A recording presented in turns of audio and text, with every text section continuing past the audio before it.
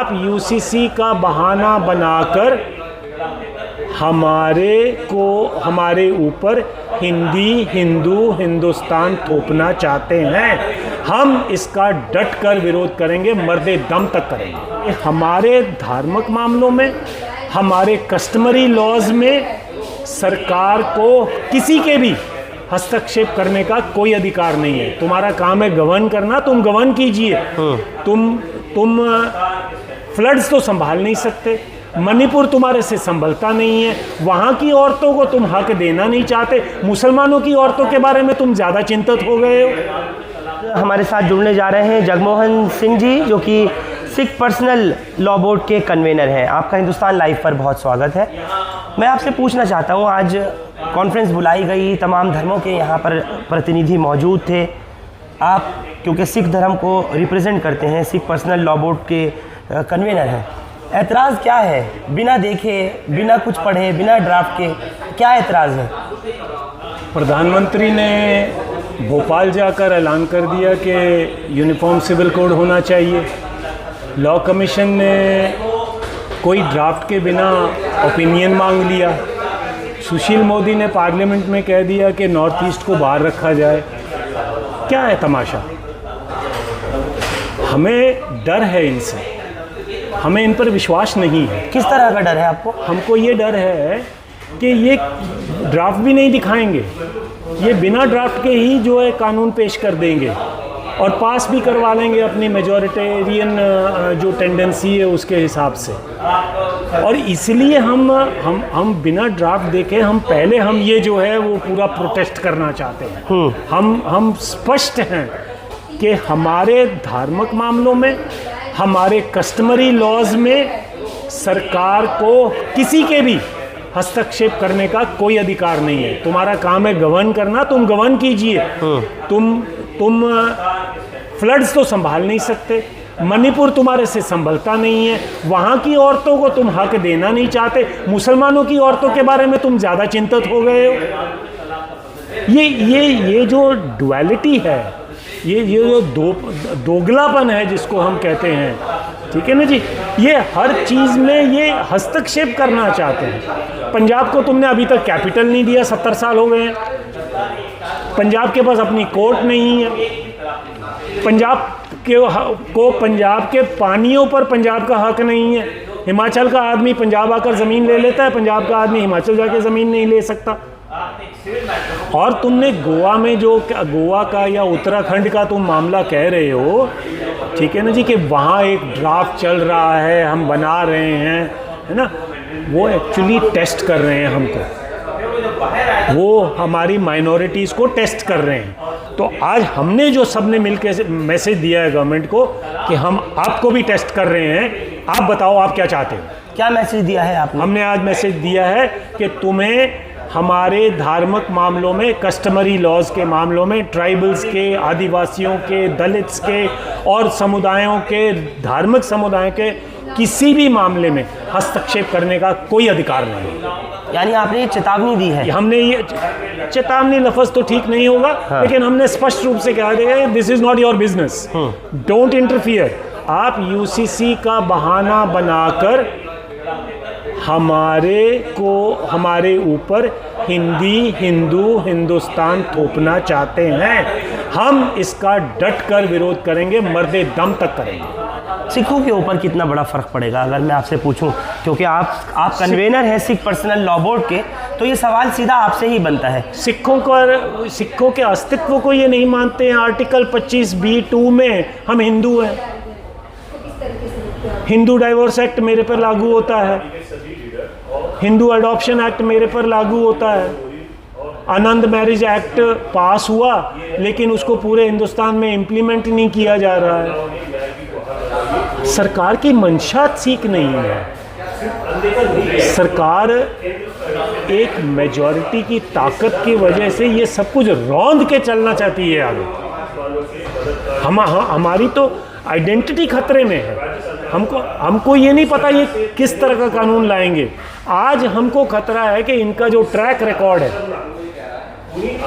वो मैला है, वो दोगला। यानी आप जो ट्रैक रिकॉर्ड है सरकार का जिसकी आप बात कर रहे हैं जी, आपको ट्रैक रिकॉर्ड की वजह से आपको लगता है कि कुछ दालमेल होगा या कुछ यूसीसी के अंदर ज़रूर दाल में काला नहीं, पूरी दाल काली होगी, पूरा ये आपको लग रहा है जगमोहन जी? बहुत बड़ा झोला है इसमें। ये सुप्रीम कोर्ट का सहारा लेकर कह रहे हैं कि जी सुप्रीम कोर्ट ने भी यूनिफॉर्म सिविल कोड के बारे में बात की है।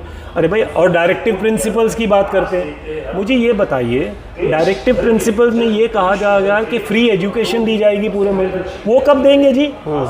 70 साल तो हो गए। आधे से ज़्यादा भूखमरी का जो इंडेक्स है वो दुनिया में हमारा सबसे खतरनाक पड़ाव पर पहुंचा हुआ है, उसमें नहीं आप कुछ कर पा रहे। तो आप जिससे जुड़ती है दुनिया, उसकी बजाय आप नफरत फैलाकर तोड़ने का काम कर रहे हैं। आज हमने जोड़ने का काम किया है। आज हमने ये कहा है कि ये केवल हिंदुओं का मसला भी नहीं है, हिंदू भाई बहन को भी बहुत ज़्यादा नुकसान होगा। ये आज हमने आवाज़ पहुंचाई है कि it is Brahmins versus the rest of the country. और साथ ही आज तकरीबन 80 दिन होने के बाद भी ये जो रिजर्वेशन जो मिली है इतनी ज़्यादा शहादतों के बाद शेड्यूल्ड कास्ट को, शेड्यूल्ड ट्राइब्स को, है ना, ये वो भी छीन लेना चाहते हैं।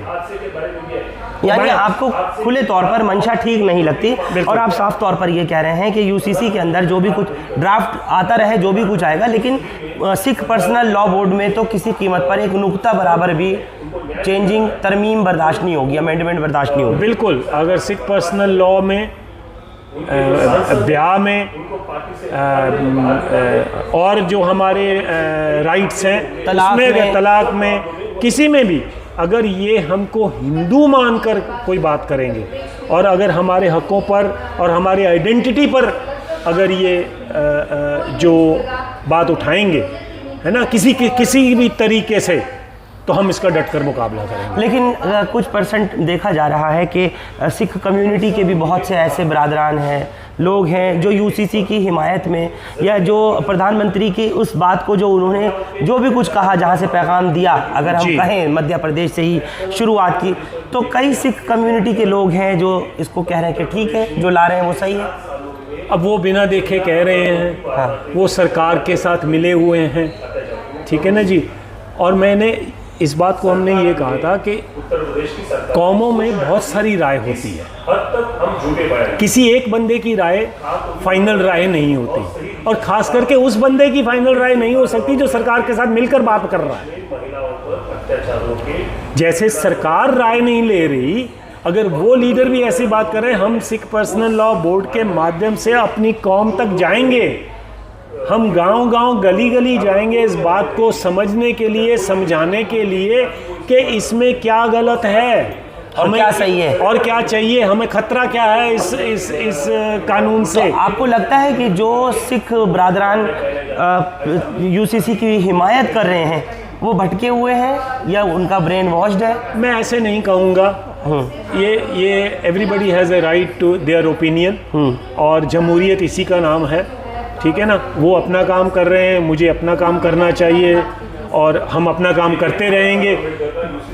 कौम, सिख कौम भी, मुस्लिम भी, बाकी भी सारे अपने जो लोगों के साथ मिलकर जो भी कोई एक बात सरकार तक पहुंचाएंगे वो सरकार को सुननी चाहिए, लेकिन पर्सनल लॉ में, सिख पर्सनल लॉ में कोई दखलंदाजी बर्दाश्त नहीं होगी। हम कोई इसी किस्म की दखलंदाजी बर्दाश्त नहीं करेंगे जिससे हमारी आइडेंटिटी को खतरा हो। अगर और मगर की बात अभी बहुत अर्ली है, ठीक है ना। वो तो कह रहे हैं कि हम ट्राइबल्स को एक्सक्लूड कर देंगे, सिखों को कैसे एक्सक्लूड कर देंगे, तो फिर यूनिफॉर्म कहाँ रहा? तो फिर यूनिफॉर्म कहाँ रहा? मैं वही बता रहा हूँ ना कि तुम इसको इंग्लिश में बोलते हैं एब इनिशियो, शुरुआत से ही इसमें प्रॉब्लम है, ठीक है ना। इट इज कंसीव्ड इन सिन, ये पाप से पैदा हुई चीज़ है, और वो पाप ये है कि हमने अपना एजेंडा थोपना है, तो हम उस एजेंडे का डटकर विरोध करेंगे। नागा लोगों के साथ समझौता कर दिया नरेंद्र मोदी जी ने, लिखित समझौता है, उनकी मौजूदगी में उस पर फैसला नहीं हो रहा। नॉर्थ ईस्ट के जितने मसाइल हैं वो लटक रहे हैं, सरकार टाइम पास करती है, भाई ये अपने आप ही सुलझ जाएंगे। और फिर यूसीसी का शगुफा फिर छोड़ दो। बीच में फिर ये ऐसी बातें आगे जाके ले आओ जिससे मेरा मतलब है लोगों का ध्यान जो है वो दूसरी तरफ चला जाए। हिंदुस्तान के आवाम को इस पॉलिसी के, सरकार की इस नीति को समझना चाहिए। जितनी जल्दी वो समझेंगे,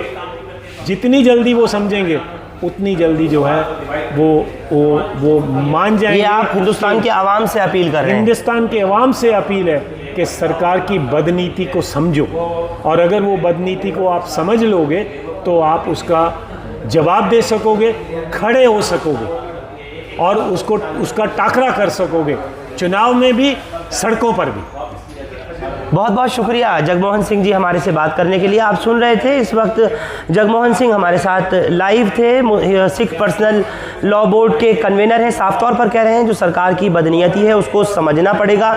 जितनी जल्दी भारत के आवाम समझ लेंगे कि किस तरह की सरकार की नीति और उनका कहना और करने का फ़र्क है, उतनी जल्दी लोगों की समझ में आ जाएगा और फिर वो उसका डटकर मुकाबला भी कर सकते हैं और आगे आने वाले वक्त में दांत खट्टे भी करना जानते हैं। बहुत शुक्रिया आप लोग हमारे साथ इस खबर पर जुड़े। हिंदुस्तान लाइव फरहान याहिया यूट्यूब पर सब्सक्राइब कर सकते हैं और क्लिक कर सकते हैं बेल आइकन हमारी खबर की पहली नोटिफिकेशन के लिए। फेसबुक पर हमारा page Hindustan live Farhan Yahya follow और लाइक कर सकते हैं।